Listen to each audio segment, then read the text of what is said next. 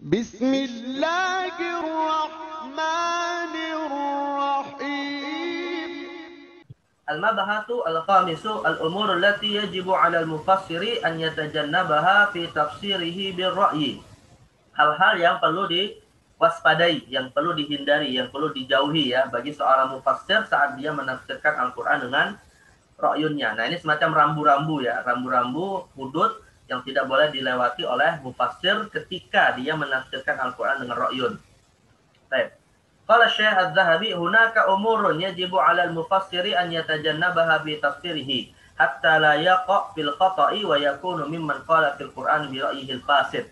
Ada hal-hal tertentu yang harus dihindari oleh seorang mufassir yang mana kalau dia tidak bisa menghindarinya maka berpotensi untuk jatuh kepada kekeliruan dan bahkan terancam ya menjadi orang yang dikategorikan sebagai penafsir Al-Qur'an dengan akal yang sesat, akal yang rusak ya. Nah, jadi ini semacam rambu-rambu agar tidak jatuh kepada ra'yul madmum. Wa hadhil umur hiya ma ya'ti. Nah, apa saja hal-hal yang perlu diperhatikan oleh mufassir ra'yi dan perlu dihindari? Yang pertama, at-tahajjum ala bayani muradillahi ta'ala min kalamihi ma'al jahalati bi qawaninil lughati wa usul syariah wa biduni an yuhassilal ulum allati yajuzu ma'ha tafsir. Nah, jadi at-tahajjum ala bayani muradillah. Artinya memberanikan diri ya, memaksakan diri untuk memastikan makna dari suatu ayat ya, memastikan bahwa makna ayat ini adalah sekian misalnya gitu ya. Memberanikan diri untuk menegaskan hal tersebut padahal ma'al jahala biqawaninil lughah, padahal dia bisa dikatakan orang yang mungkin kemampuan bahasanya masih lemah atau bodoh dalam masalah bahasa dan juga usul syariah gitu ya.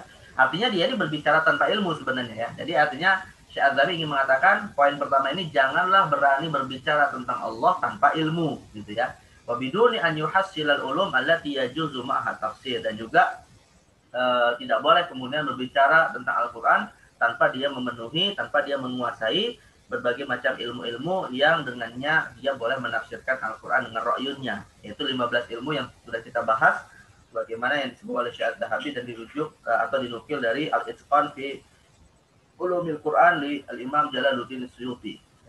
Baik. Nah, yang kedua, yang juga dihindari oleh seorang mufassir birra'i, al-khawdu fi masta'farallahu bi ilmih. Ya, dia mencari-cari makna yang itu terkait dengan hal-hal yang sebenarnya Allah sengaja untuk tidak memberitahukannya kepada manusia. Jadi ilmu yang memang sengaja Allah saja yang tahu dan kita cukup beriman saja karena tuntutannya bukan mencari maknanya, tapi tuntutannya adalah iman. Gitu. Tapi di sini malah dia berusaha untuk mencari-cari makna tersebut dan kemudian tidak membatasi dengan iman kepada ayat yang Allah Subhanahu wa taala sebutkan. Wadzalika, contohnya apa? Wadzalika kal mutasyabih alladzi la ya'lamu illallah. Ya, seperti ayat-ayat mutasyabih ya, ayat-ayat mutasyabih itu artinya ayat-ayat yang samar maknanya dan tidak mengetahui maknanya kecuali Allah. Ya, misalnya terkait dengan kapan kejadian hari kiamat, kemudian kepastian makna dari sifat Allah ya. Nah, maka hal-hal seperti ini tidak usah kemudian selalu mendalaminya dan mencari-cari maknanya, mencari-cari maknanya hingga kemudian tidak membatasi dengan apa yang Allah sebutkan saja. Ya, falaysa lil mufassir an yatahajjam 'alal ghaib ba'da an ja'alahu Allah Ta'ala sirran min asrarihi wa hajabahu an ibadihi. Maka bagi seorang mufassir tidaklah dia kemudian ya memberanikan diri untuk mencari makna-makna dari suatu ayat yang memang sengaja Allah jadikan sebagai rahasia di antara rahasia-rahasianya dan ditutupkan pengetahuannya dari hamba-hambanya. Ya, tentang hakikat-hakikat gaib lah itu banyak sekali ya, cukup kita imani. Misalnya seperti wujud asli malaikat itu seperti apa, lalu kenapa Allah menciptakan malaikat padahal Allah Maha berkuasa. Ini hal-hal yang tidak perlu dicari tahu alasan mendalamnya seperti apa. Cukup kita imani, cukup kita mendapatkan informasi yang disebutkan dalam Al-Qur'an. Baik.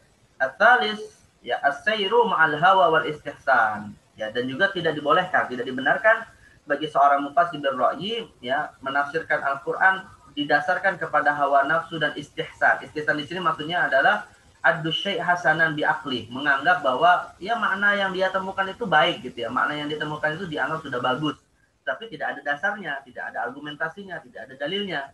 Nah, maka ini nggak boleh. Ya. Seperti kata Imam Syafi'i, Manistahsana faqad syarra, barang siapa menganggap baik sesuatu dengan akalnya saja tanpa dalil, tanpa argumentasi yang jelas, maka dia telah membuat syariat yang baru. Nah, itu tidak dibolehkan. Fala yufassiru bihawahu wa la yurajjihu bistihsanihi. Maka dia tidak boleh menafsirkan dengan hawa nafsunya atau menganggap maknanya itu adalah A misalnya ya, hanya dengan anggapan sepertinya ini yang bagus. Nah, itu nggak boleh gitu ya. Jadi harus didasarkan kepada argumentasi dalil yang benar. Baik, kemudian yang keempat yang juga dihindari bagi seorang mufassir bil ra'yi adalah at-tafsirul muqarrar lil madhhabil fasid.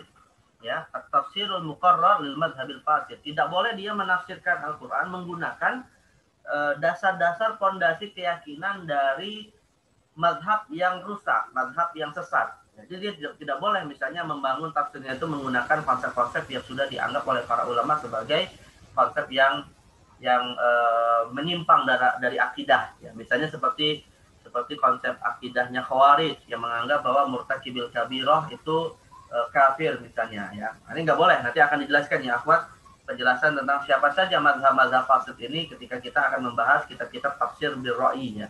Yang mana beliau menyebutkan diantaranya adalah kalangan Syiah, kemudian kalangan Khawarij dan Mu'tazilah. Ada 3 kelompok yang beliau yang beliau soroti di dalam tafsir bil ra'yi mazmum itu.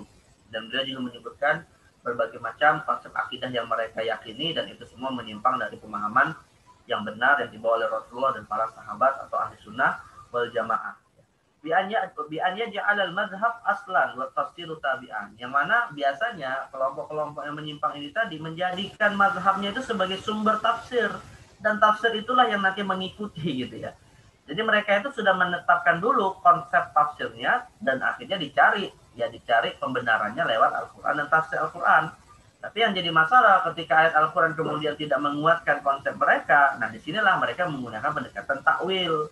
Ya dicarilah nanti makna-makna yang dianggap sesuai dengan akidah mereka. Jadi Al-Quran yang kemudian menjadi makmum, ya bukan Al-Quran yang menjadi imam gitu. Dan yang menjadi imam tetap akidah mereka yang menyimpang. Nah itu yang kemudian menjadi catatan, tidak bolehnya seorang mufassir menafsirkan dengan cara seperti itu. Fayahtalu fit ta'wil hatta yusrifu ila aqidati. Dari saya katakan, hingga akhirnya mereka memanfaatkan takwil untuk mengalihkan makna Al-Quran itu agar sesuai dengan akidahnya.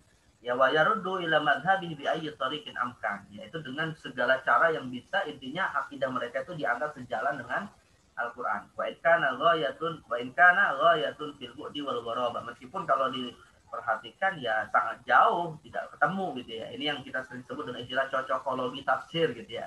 Ya cuma cocok-cocokin aja gitu. Padahal kalau dilihat tidak ada hubungannya, bahkan asing sekali. Kok bisa tafsirnya seperti itu gitu ya. Nah misalnya nih, seperti kelompok Syiah ya, Syiah bulat, seperti kelompok Syiah yang ekstrim. Mereka itu kan sangat membenci Aisyah radhiyallahu anha. Ya saking bencinya sama Aisyah,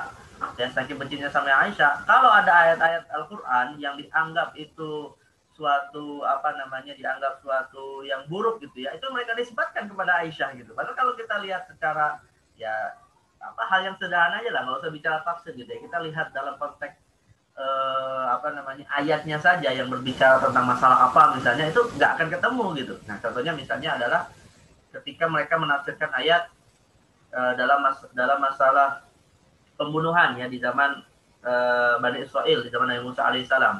Innallaha ya'murukum an tadbahu baqaratan. Innallaha ya'murukum an tadbahu baqaratan. Nah itu akhirnya mereka tafsirkan maksudnya adalah Aisyah yang disebut dengan Baqarah itu gitu ya.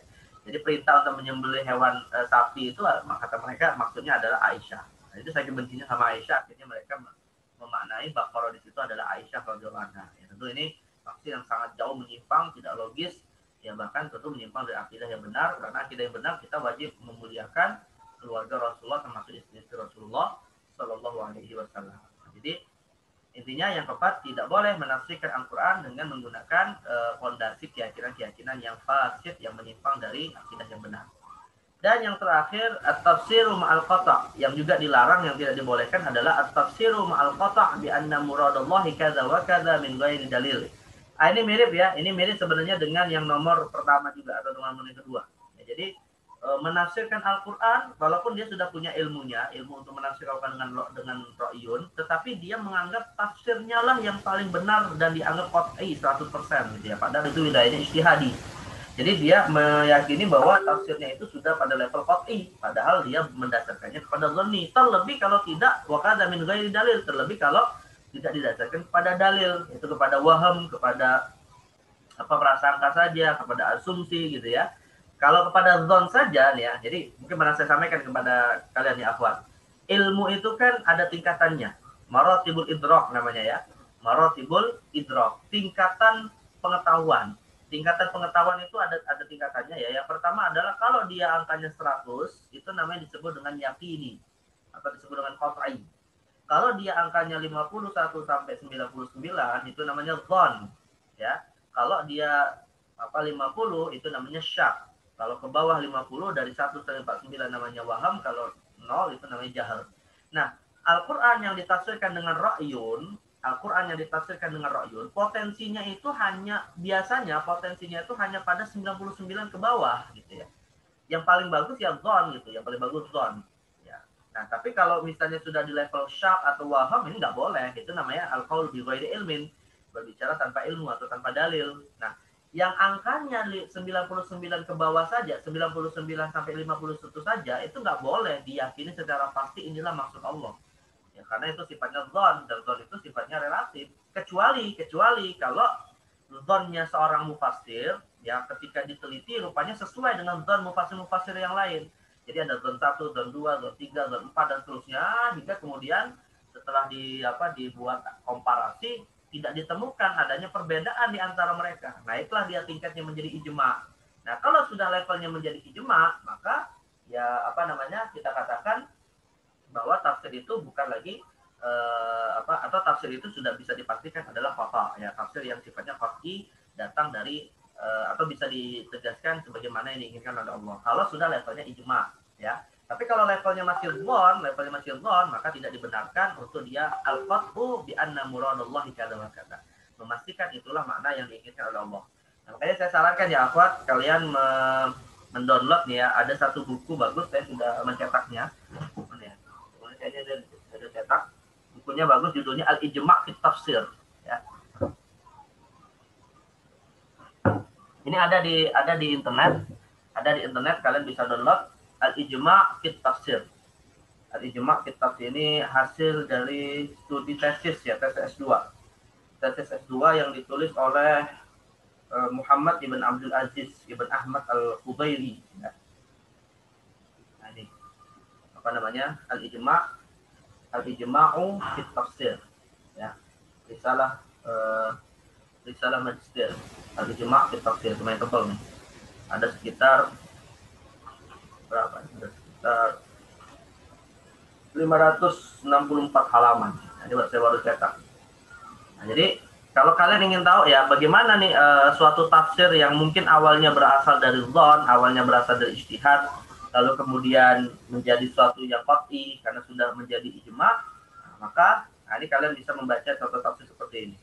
Maka di sini nanti akan disebutkan ada ayatnya, kemudian nanti disebutkan para ulama mengatakan ajma'atil ummah, atau misalnya ajma'al ulama dan seterusnya, bahwa makna ayat ini adalah ini, ya, bahwa makna ayat ini adalah ini. Nah, itu dikumpulkan oleh mu'alif kitab ini ya, yang dengan melakukan perbandingan antara berbagai macam kitab tafsir.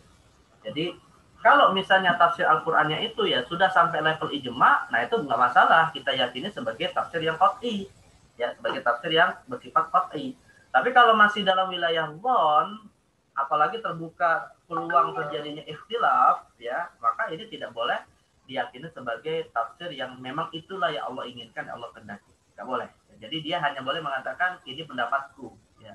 Jadi dia sandarkan pendapat itu, dia sandarkan ijtihad itu, dia sandarkan ra'yu itu hanya kepada dirinya saja. Terlebih kalau misalnya levelnya itu di bawah dzon, yaitu waham, syakun, waham, bahkan jahal gitu ya. Kalau itu sangat terlarang sekali.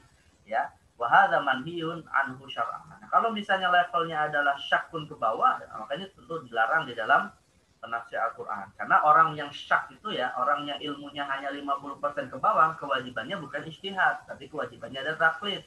Taklid mengikuti mujtahid yang level ilmunya sudah 51 sampai 100 ya. Nah, itu haruslah mengetahui kadar dirinya ya. Baik, liqaulihi ta'ala min suratil Baqarah wa an taqulu 'ala Allahi ma la ta'lamun. Kita dilarang berbicara ya tentang Allah atas sesuatu yang tidak kita ketahui. Yang tidak kita ketahui itu maksudnya adalah kadar ilmu yang angkanya 50 sampai ke 0 ya. Tapi kalau misalnya dzon 51 sampai 99 itu masih ilmu, namanya ilmu dzanni. Sedangkan kalau 100 itu dia disebut ilmu qat'i yang sudah kita bahas pada masalah argumentasi perdebatan tentang para ulama yang menolak dan yang menerima tafsir birra'i kemarin.